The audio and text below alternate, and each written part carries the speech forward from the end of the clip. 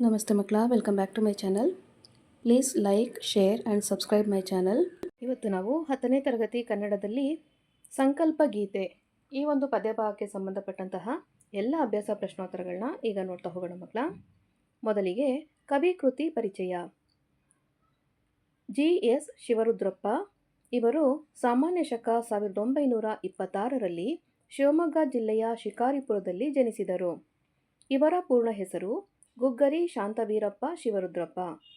ಇವರ ಪ್ರಮುಖ ಕೃತಿಗಳೆಂದರೆ ಸಾಮಗಾನ, ಚೆಲುವು ಒಲವು, ದೇವಶಿಲ್ಪ, ದೀಪದ ಹೆಜ್ಜೆ, ಅನಾವರಣ, ವಿಮರ್ಶೆಯ ಪೂರ್ವ ಪಶ್ಚಿಮ, ಮಾಸ್ಕೋದಲ್ಲಿ 22 ದಿನಗಳು, ಸೌಂದರ್ಯ ಸಮೀಕ್ಷೆ. ಇವರಿಗೆ ದೊರೆತಿರುವ ಪ್ರಮುಖ ಪ್ರಶಸ್ತಿಗಳೆಂದರೆ ಕೇಂದ್ರ ಸಾಹಿತ್ಯ ಅಕಾಡೆಮಿ ಪ್ರಶಸ್ತಿ, ನಾಡೋಜ ಪ್ರಶಸ್ತಿ, ಗೌರವ ಡಿ.ಲಿಟ್ ಪ್ರಶಸ್ತಿ, ರಾಷ್ಟ್ರಕವಿ ಪ್ರಶಸ್ತಿಗಳು ದೊರೆತಿವೆ. ಫಸ್ಟ್ ಹೆಡಿಂಗ್ ನೋಡಿ. ಕೆಳಗಿನ ಪ್ರಶ್ನೆಗಳಿಗೆ ಒಂದು ವಾಕ್ಯದಲ್ಲಿ ಉತ್ತರಿಸಿ. ಪ್ರಶ್ನೆ 1. ಯಾವುದನ್ನು ಎಚ್ಚರದಲ್ಲಿ ಮುನ್ನಡೆಸಬೇಕು? ಉತ್ತರ: ಬಿರುಗಾಳಿಗೆ ಹೊಯ್ದಾಡುವ ಹಡಗನ್ನು ಎಚ್ಚರದಲ್ಲಿ ಮುನ್ನಡೆಸಬೇಕು. ಪ್ರಶ್ನೆ 2. ನದಿ ಜಲಗಳು ಏನಾಗಿವೆ? ಉತ್ತರ: ನದಿ ಜಲಗಳು ಕಲುಷಿತವಾಗಿವೆ. ಪ್ರಶ್ನೆ 3. ಯಾವುದಕ್ಕೆ ಮುಂಗಾರಿನ ಮಳೆಯಾಗಬೇಕು? ಉತ್ತರ: ಕಲುಷಿತವಾಗಿರುವ ನದಿ ಜಲಗಳಿಗೆ ಮುಂಗಾರಿನ ಮಳೆಯಾಗಬೇಕು. ಪ್ರಶ್ನೆ 4. ಕಾಡು ಮೇಡುಗಳ ಸ್ಥಿತಿ ಹೇಗಿದೆ? ಉತ್ತರ: ಕಾಡು ಮೇಡುಗಳ ಸ್ಥಿತಿ ಬರಡಾಗಿವೆ. ಪ್ರಶ್ನೆ 5. ಯಾವ ಎಚ್ಚರದೊಳು ಬದುಕಬೇಕಿದೆ? ಉತ್ತರ: ಮತಗಳೆಲ್ಲವೂ ಪಥಗಳು ಎನ್ನುವ ಹೊಸ ಎಚ್ಚರದೊಳು ಬದುಕಬೇಕಿದೆ. ನೆಕ್ಸ್ಟ್ ಹೆಡಿಂಗ್ ನೋಡಿ ಮಕ್ಕಳ. ಕೆಳಗಿನ ಪ್ರಶ್ನೆಗಳಿಗೆ 3-4 ವಾಕ್ಯಗಳಲ್ಲಿ ಉತ್ತರ ಬರೆಯಿರಿ. ಪ್ರಶ್ನೆ 1. ಹಡಗನ್ನು ಯಾವುದರ ಬೆಳಕಿನಲ್ಲಿ ಮುನ್ನಡೆಸಬೇಕಿದೆ? ಉತ್ತರ: ನಮ್ಮ ಬದುಕಿನ ಸುತ್ತಮುತ್ತಲೂ ಕವಿದಿರುವ ದ್ವೇಷವೆಂಬ ಕತ್ತಲೆಯನ್ನು ಕಳೆಯಲು ಪ್ರೀತಿಯೆಂಬ ಹಣತೆಯನ್ನು ಹಚ್ಚಬೇಕು. ಸಂಸಾರ ಸಾಗರದಲ್ಲಿ ಬಿರುಗಾಳಿಗೆ ಸಿಲುಕಿ ಹೊಯ್ದಾಡುತ್ತಿರುವ ಬದುಕೆಂಬ ಹಡಗನ್ನು ಜ್ಞಾನದೀವಿಗೆಯ ಮೂಲಕ ಎಚ್ಚರಿಕೆಯಿಂದ ಮುನ್ನಡೆಸಬೇಕಿದೆ. ಪ್ರಶ್ನೆ 2. ಕಾಡುಗಳಿಗೆ ಹೇಗೆ ಮುಟ್ಟಬೇಕಿದೆ? ಉತ್ತರ: ಇಂದು ಕಾಡು ಮೇಡುಗಳು ಬರಡಾಗಿವೆ. ಅವು ಚಿಗುರಬೇಕಾದರೆ ಋತುಗಳ ರಾಜನಾದ ವಸಂತನು ಆಗಮಿಸಿದಾಗ ಕಾಡುಗಳು ಹೇಗೆ ಸಮೃದ್ಧಿಯಿಂದ ಹಚ್ಚ ಹಸುರಿನಿಂದ ಕಂಗೊಳಿಸುವುದೋ ಹಾಗೆ ಕಾಡುಗಳಿಗೆ ಮುಟ್ಟಬೇಕಿದೆ. ಅಂದರೆ ಗಿಡ ಮರಗಳನ್ನು ಬೆಳೆಸುವ ಹಾಗೂ ಸಂರಕ್ಷಿಸುವ ಕೆಲಸ ಮಾಡಬೇಕಿದೆ ಎಂಬುದು ಕವಿಯ ಆಶಯವಾಗಿದೆ. ಪ್ರಶ್ನೆ 3. ಹೊಸ ಭರವಸೆಗಳನ್ನು ಮೂಡಿಸಿ ಯಾವುದರ ನಡುವೆ ಸೇತುವೆಯಾಗಬೇಕಿದೆ? ಉತ್ತರ: ಭಾಷೆ, ಜಾತಿ, ಮತ, ಧರ್ಮಗಳ ಭೇದ ಭಾವದಿಂದ ಮನುಜರ ನಡುವೆ ಅಡ್ಡಗೋಡೆಗಳು ನಿರ್ಮಾಣವಾಗಿವೆ. ಸ್ನೇಹ, ಪ್ರೀತಿ, ನಂಬಿಕೆಯ ಮೂಲಕ ಮನುಜರ ನಡುವಿನ ಈ ಅಡ್ಡಗೋಡೆಗಳನ್ನು ಕೆಡವಬೇಕು. ಬದುಕಿನಲ್ಲಿ ಹೊಸ ಭರವಸೆಗಳನ್ನು ಮೂಡಿಸಿ ಮನುಜರ ನಡುವೆ ಸೇತುವೆಯಾಗಬೇಕಿದೆ. ಪ್ರಶ್ನೆ 4. ನಾಳಿನ ಕನಸನ್ನು ಬಿತ್ತಬೇಕಾದರೆ ನಾವು ಹೇಗೆ ಬದುಕಬೇಕು?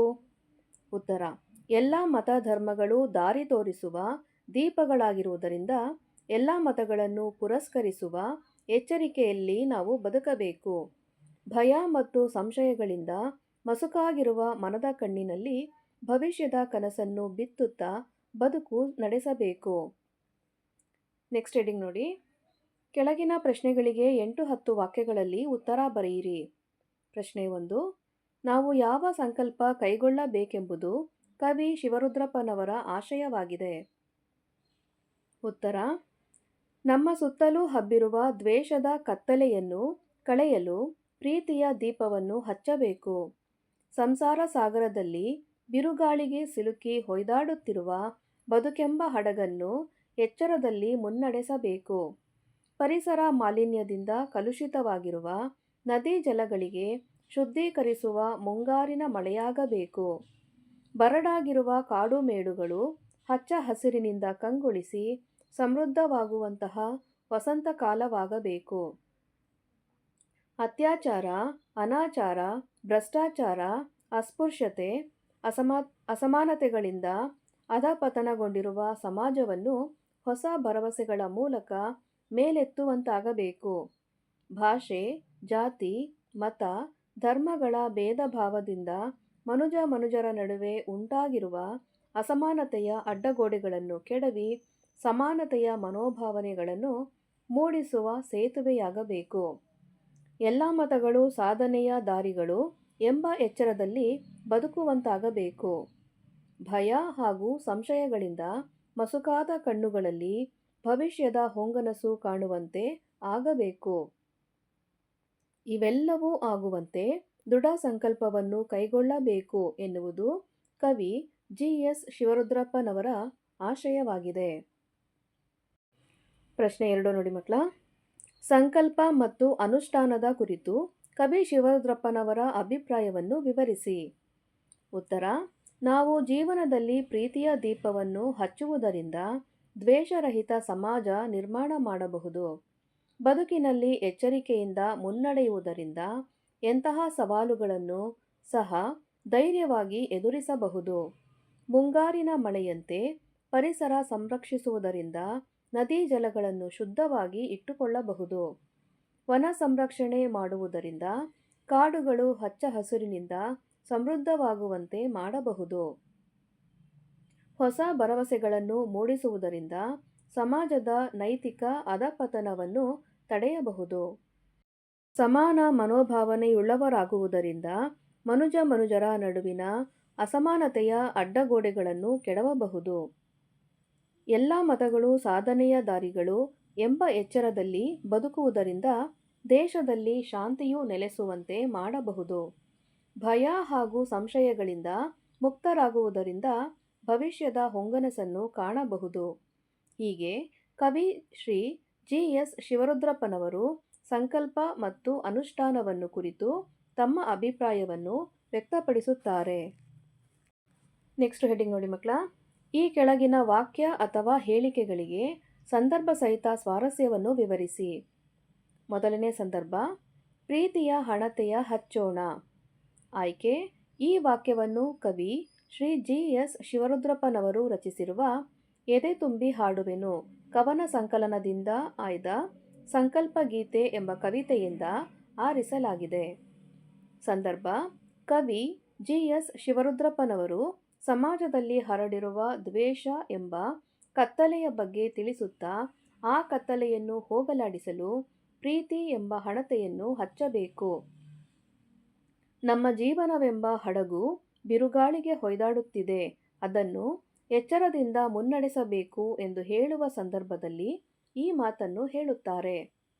ಸ್ವಾರಸ್ಯ: ನಾವು ಜೀವನದಲ್ಲಿ ಪ್ರೀತಿಯ ಹಣತೆಯನ್ನು ಹಚ್ಚುವ ಸಂಕಲ್ಪ ಕೈಗೊಳ್ಳುವುದರಿಂದ ದ್ವೇಷರಹಿತ ಸಮಾಜ ನಿರ್ಮಾಣ ಮಾಡಬಹುದು ಎಂದು ಕವಿ ಸ್ವಾರಸ್ಯಪೂರ್ಣವಾಗಿ ತಮ್ಮ ಭಾವನೆಯನ್ನು ಅಭಿವ್ಯಕ್ತಪಡಿಸಿದ್ದಾರೆ. ಸಂದರ್ಭ 2: ಮುಂಗಾರಿನ ಮಳೆಯಾಗೋಣ. ಆಯ್ಕೆ: ಈ ವಾಕ್ಯವನ್ನು ಕವಿ ಶ್ರೀ ಜಿ.ಎಸ್. ಶಿವರುದ್ರಪ್ಪನವರು ರಚಿಸಿರುವ ಎದೆ ತುಂಬಿ ಹಾಡುವೆನು ಕವನ ಸಂಕಲನದಿಂದ ಆಯ್ದ ಸಂಕಲ್ಪ ಗೀತೆ ಎಂಬ ಕವಿತೆಯಿಂದ ಆರಿಸಲಾಗಿದೆ. ಸಂದರ್ಭ: ಕವಿ ಜಿ.ಎಸ್. ಶಿವರುದ್ರಪ್ಪನವರು ಪರಿಸರ ಮಾಲಿನ್ಯದ ಬಗ್ಗೆ ತಮ್ಮ ಕಾಳಜಿ ವ್ಯಕ್ತಪಡಿಸುತ್ತಾ ನದಿ ಜಲಗಳು ಕಲುಷಿತವಾಗಿವೆ, ಕಾಡು ಮೇಡುಗಳೆಲ್ಲ ಬರಡಾಗಿವೆ, ಆದ್ದರಿಂದ ನಾವು ಮುಂಗಾರು ಮಳೆಯಾಗಿ ಜಲ ಮಾಲಿನ್ಯವನ್ನು ಹೋಗಲಾಡಿಸಬೇಕು ಎಂದು ಹೇಳುವ ಸಂದರ್ಭದಲ್ಲಿ ಈ ಮಾತನ್ನು ಹೇಳುತ್ತಾರೆ. ಸ್ವಾರಸ್ಯ: ಕವಿಯ ಪರಿಸರ ಪ್ರಜ್ಞೆ ಮತ್ತು ಕಾಳಜಿ ಇಲ್ಲಿ ಸ್ವಾರಸ್ಯಪೂರ್ಣವಾಗಿ ವ್ಯಕ್ತವಾಗಿದೆ. ಸಂದರ್ಭ 3: ಹೊಸ ಭರವಸೆಗಳ ಕಟ್ಟೋಣ. ಆಯ್ಕೆ: ಈ ವಾಕ್ಯವನ್ನು ಕವಿ ಶ್ರೀ ಜಿ.ಎಸ್. ಶಿವರುದ್ರಪ್ಪನವರು ರಚಿಸಿರುವ ಎದೆ ತುಂಬಿ ಹಾಡುವೆನು ಕವನ ಸಂಕಲನದಿಂದ ಆಯ್ದ ಸಂಕಲ್ಪ ಗೀತೆ ಎಂಬ ಕವಿತೆಯಿಂದ ಆರಿಸಲಾಗಿದೆ. ಸಂದರ್ಭ: ಕವಿ ಜಿ.ಎಸ್. ಶಿವರುದ್ರಪ್ಪನವರು ಸಾಮಾಜಿಕ ಕಳಕಳಿಯನ್ನು ವ್ಯಕ್ತಪಡಿಸುತ್ತಾ ಸಮಾಜದಲ್ಲಿ ಕಷ್ಟದಲ್ಲಿ ಬದುಕುತ್ತಾ ಜೀವನದಲ್ಲಿ ಕೆಳಗೆ ಬಿದ್ದವರನ್ನು, ಅಂದರೆ ನಿರಾಶಾಭಾವನೆಯಿಂದ ಕುಂದಿಹೋದ ಜನರನ್ನು ಭರವಸೆಯ ಮೂಡಿಸಿ ಮೇಲೆಬ್ಬಿಸಿ ನಿಲ್ಲಿಸಬೇಕು ಎಂದು ಹೇಳುವ ಸಂದರ್ಭದಲ್ಲಿ ಈ ಮಾತನ್ನು ಹೇಳುತ್ತಾರೆ. ಸ್ವಾರಸ್ಯ: ನಾವು ಹೊಸ ಭರವಸೆಯನ್ನು ಮೂಡಿಸುವ ಸಂಕಲ್ಪ ಕೈಗೊಳ್ಳುವುದರಿಂದ ಸಮಾಜದ ನೈತಿಕ ಅಧಪತನವನ್ನು ತಡೆಯಬಹುದು ಎಂಬ ಅಮೂಲ್ಯವಾದ ಭಾವನೆ ಸ್ವಾರಸ್ಯಪೂರ್ಣವಾಗಿ ವ್ಯಕ್ತವಾಗಿದೆ. ಸಂದರ್ಭ 4. ಹೊಸ ಎಚ್ಚರದೊಳು ಬದುಕೋಣ. ಆಯ್ಕೆ: ಈ ವಾಕ್ಯವನ್ನು ಕವಿ ಶ್ರೀ ಜಿ.ಎಸ್. ಶಿವರುದ್ರಪ್ಪನವರು ರಚಿಸಿರುವ ಎದೆತುಂಬಿ ಹಾಡುವೆನು ಕವನ ಸಂಕಲನದಿಂದ ಆಯ್ದ ಸಂಕಲ್ಪ ಗೀತೆ ಎಂಬ ಕವಿತೆಯಿಂದ ಆರಿಸಲಾಗಿದೆ. ಸಂದರ್ಭ: ಕವಿ ಜಿ.ಎಸ್. ಶಿವರುದ್ರಪ್ಪನವರು ಮತ ಧರ್ಮಗಳು ನಮ್ಮ ಜೀವನ ಮಾರ್ಗಗಳು ಎಂದು ಹೇಳುತ್ತಾ ಭೇದ ಭಾವ ಮರೆತು ಆಯಾ ಧರ್ಮದಲ್ಲಿರುವ ಒಳಿತುಗಳನ್ನು ಎಚ್ಚರಿಕೆಯಿಂದ ಗುರುತಿಸಿ ಅಳವಡಿಸಿಕೊಳ್ಳಬೇಕು ಎಂದು ಹೇಳುವ ಸಂದರ್ಭದಲ್ಲಿ ಈ ಮಾತನ್ನು ಹೇಳುತ್ತಾರೆ. ಸ್ವಾರಸ್ಯ: ಎಲ್ಲ ಮತಗಳು ಸಾಧನೆಯ ದಾರಿಗಳು ಎಂಬ ಎಚ್ಚರದಲ್ಲಿ ಬದುಕುವ ಸಂಕಲ್ಪ ಕೈಗೊಳ್ಳುವುದರಿಂದ ದೇಶದಲ್ಲಿ ಶಾಂತಿಯು ನೆಲೆಸುವಂತೆ ಮಾಡಬಹುದು ಎಂಬುದು ಧಾರ್ಮಿಕ ಸಹಿಷ್ಣುತೆಯ ದೃಷ್ಟಿಯಿಂದ ಮಹತ್ವಪೂರ್ಣವಾದ ಅಂಶವಾಗಿದೆ. ಸಂದರ್ಭ 5. ಮನುಜರ ನಡುವಣ ಅಡ್ಡಗೋಡೆಗಳ ಕೆಡವುತ್ತ ಸೇತುವೆಯಾಗೋಣ. ಆಯ್ಕೆ: ಈ ವಾಕ್ಯವನ್ನು ಕವಿ ಶ್ರೀ ಜಿ.ಎಸ್. ಶಿವರುದ್ರಪ್ಪನವರು ರಚಿಸಿರುವ ಎದೆತುಂಬಿ ಹಾಡುವೆನು ಕವನ ಸಂಕಲನದಿಂದ ಆಯ್ದ ಸಂಕಲ್ಪ ಗೀತೆ ಎಂಬ ಕವಿತೆಯಿಂದ ಆರಿಸಲಾಗಿದೆ. ಸಂದರ್ಭ: ನಾವು ಮನುಜರ ನಡುವೆ ಇರುವ ಜಾತಿ ಧರ್ಮ ಮತಗಳೆಂಬ ಅಡ್ಡಗೋಡೆಗಳನ್ನು ಕೆಡವಿ ಪಂಪನ ಮನುಷ್ಯ ಜಾತಿ ತಾನೊಂದೇ ವಲಂ ಎಂಬ ಸಮಾನತೆಯ ಭಾವನೆಯಿಂದ ಮನುಜರನ್ನು ಬೆಸೆಯುವ ಸೇತುವೆಯಾಗುವ ದೃಢ ಸಂಕಲ್ಪವನ್ನು ಕೈಗೊಳ್ಳಬೇಕು ಎಂದು ಹೇಳುವ ಸಂದರ್ಭದಲ್ಲಿ ಈ ಮಾತನ್ನು ಹೇಳುತ್ತಾರೆ. ಸ್ವಾರಸ್ಯ: ಕವಿಗಳು ಜೀವನದಲ್ಲಿ ಧನಾತ್ಮಕ ಮನೋಭಾವನೆಯ ದೃಢ ಸಂಕಲ್ಪವನ್ನು ಹೊಂದಿರಬೇಕು ಎನ್ನುವುದನ್ನು ಕವಿ ಈ ಮಾತುಗಳಲ್ಲಿ ಬಹು ಸ್ವಾರಸ್ಯಪೂರ್ಣವಾಗಿ ಅಭಿವ್ಯಕ್ತಪಡಿಸುತ್ತಾರೆ. ನೆಕ್ಸ್ಟ್ ನೋಡಿ ಮಕ್ಕಳ, ಭಾಷಾ ಚಟುವಟಿಕೆಯಲ್ಲಿ ಫಸ್ಟ್ ಹೆಡ್ಡಿಂಗು ಕೊಟ್ಟಿರುವ ಪದಗಳ ಧಾತುಗಳನ್ನು ಗುರುತಿಸಿ ಬರೆಯಿರಿ. ಉತ್ತರ ಸಹಿತವಾಗಿ ನೋಡಿ. ನಿಲ್ಲಿಸು ನಿಲ್ಲು, ನಡೆಸು ನಡೆ, ಹಚ್ಚುವುದು ಹಚ್ಚು, ಮುಟ್ಟೋಣ ಮುಟ್ಟು, ಕಟ್ಟುವುದು ಕಟ್ಟು, ಆಗೋಣ ಆಗು. ಈ ರೀತಿಯಾಗಿ ಪದಗಳಿಗೆ ಧಾತುಗಳನ್ನು ಸೇರ್ಪಡೆ ಮಾಡಬೇಕಾಗತ್ತೆ. ನೆಕ್ಸ್ಟ್ ಹೆಡಿಂಗ್ ನೋಡಿ. ಕೊಟ್ಟಿರುವ ಪದಗಳಲ್ಲಿರುವ ವಿಭಕ್ತಿ ಪ್ರತ್ಯಯಗಳನ್ನು ಪ್ರತ್ಯೇಕಿಸಿ ಬರೆಯಿರಿ. ಪ್ರೀತಿಯ, ಇಲ್ಲಿ ಆ ಬಂದಿರೋದ್ರಿಂದ ಇದು ಷಷ್ಠಿ ವಿಭಕ್ತಿ ಪ್ರತ್ಯಯ. ಜಲಕ್ಕೆ, ಕೆ ಒಂದು ಚತುರ್ಥಿ ವಿಭಕ್ತಿ ಪ್ರತ್ಯಯ. ಭರವಸೆಗಳ, ಅ ಇದು ಷಷ್ಠಿ ವಿಭಕ್ತಿ ಪ್ರತ್ಯಯ. ನೆಕ್ಸ್ಟ್ ನೋಡಿ. ಬಿರುಗಾಳಿಗೆ, ಗೆ ಬಂದಿರೋದ್ರಿಂದ ಚತುರ್ಥಿ ವಿಭಕ್ತಿ ಪ್ರತ್ಯಯ. ಬಿದ್ದದ್ದನ್ನು, ಇಲ್ಲಿ ಅನ್ನು ಬಂದಿರೋದ್ರಿಂದ ಇದು ದ್ವಿತೀಯ ವಿಭಕ್ತಿ ಪ್ರತ್ಯಯವಾಗುತ್ತೆ ಮಕ್ಕಳ. ನೆಕ್ಸ್ಟ್ ಹೆಡಿಂಗ್ ನೋಡಿ. ಕೊಟ್ಟಿರುವ ಪದಗಳಲ್ಲಿರುವ ವಿಭಕ್ತಿಯನ್ನು ಹೆಸರಿಸಿ. ಇಲ್ಲಿ ಸಂಶಯದೋಳ್, ಇದು ಯಾವುದು ಮಕ್ಕಳ? ಸಪ್ತಮಿ ವಿಭಕ್ತಿ ಪ್ರತ್ಯಯ. ಜಲದಿಂ, ಇದು ತೃತೀಯ ವಿಭಕ್ತಿ ಪ್ರತ್ಯಯ. ಮರದತ್ತಣಿಂ, ಇದು ಪಂಚಮಿ ವಿಭಕ್ತಿ ಪ್ರತ್ಯಯ. ರಾಯಂಗೆ, ಇದು ಸಹ ಚತುರ್ಥಿ ವಿಭಕ್ತಿ ಪ್ರತ್ಯಯ ಆಗುತ್ತೆ. ನೆಕ್ಸ್ಟ್ ಹೆಡಿಂಗ್ ನೋಡಿ. ಕೊಟ್ಟಿರುವ ಧಾತುಗಳಿಗೆ ವಿದ್ಯಾರ್ಥಕ, ನಿಷೇಧಾರ್ಥಕ ಮತ್ತು ಸಂಭವನಾರ್ಥಕ ರೂಪಗಳನ್ನು ಬರೆಯಿರಿ. ಪದಗಳು ಯಾವ್ದು ಕೊಟ್ಟಿದ್ದಾರೆ ನೋಡಿ ಇಲ್ಲಿ.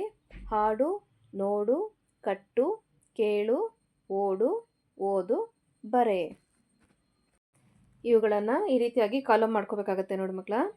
ಕ್ರಿಯಾರ್ಥಕ, ವಿದ್ಯಾರ್ಥಕ, ನಿಷೇಧಾರ್ಥಕ ಹಾಗೂ ಸಂಭವನಾರ್ಥಕ, ಈ ರೀತಿಯಾದ ಕಾಲಮ್ನ ನೀವು ರಚನೆ ಮಾಡಬೇಕು.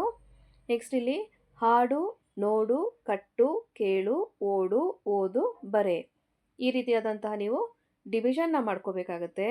ಇಲ್ಲಿ ಕ್ರಿಯಾರ್ಥಕದಲ್ಲಿ ಹಾಡು ಆದರೆ ವಿದ್ಯಾರ್ಥಕ ಹಾಡಲಿ, ನಿಷೇಧಾರ್ಥಕ ಹಾಡನು, ಸಂಭವನಾರ್ಥಕ ಅಂತಂದರೆ ಹಾಡಿಯಾನು.